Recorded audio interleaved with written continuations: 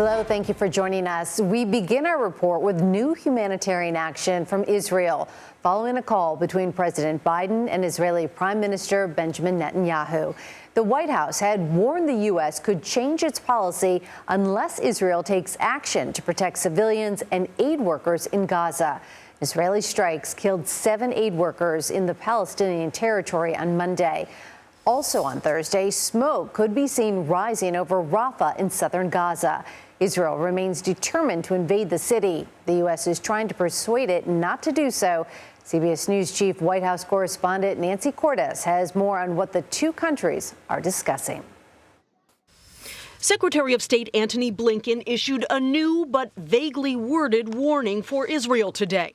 If we don't see the changes that we need to see, there'll be changes in our own policy.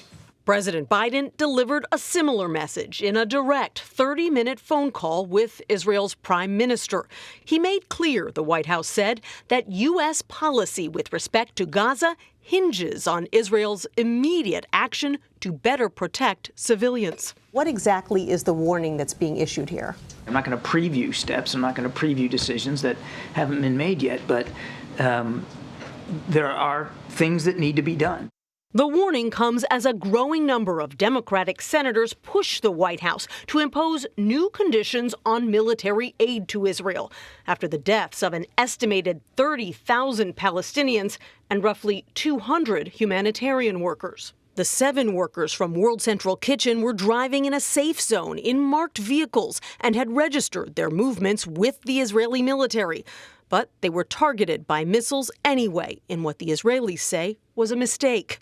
Vermont Senator Peter Welch. Frankly, I think we're coming to the point where the president is going to have to make a profound decision, and that is, are we going to stop sending U.S. munitions to Israel that are used in Gaza? The U.S. gives Israel more than $3 billion worth of military aid every year and has approved another transfer that includes more than 1,000 500 and 2,000-pound bombs. The United States' support for Israel's ability to defend itself from a range of threats, not just Hamas, remains ironclad. And Nancy joins us from the White House now. Nancy, it's great to see you. CBS News has learned President Biden made a number of requests to Prime Minister Netanyahu. What were they?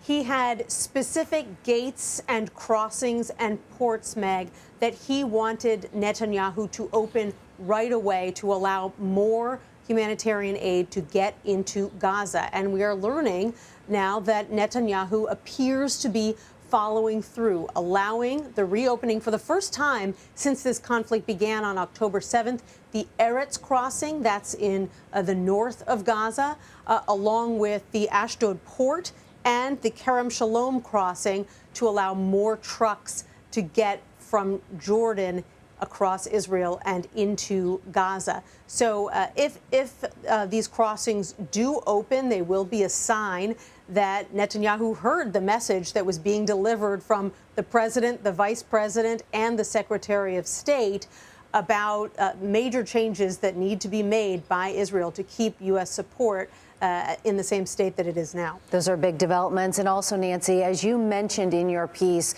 both the president and Secretary of State Antony Blinken say the U.S. is poised to change its policy toward Israel if the country doesn't adjust its methods of protecting aid workers and civilians. Right. What kind of policy change are we talking about here?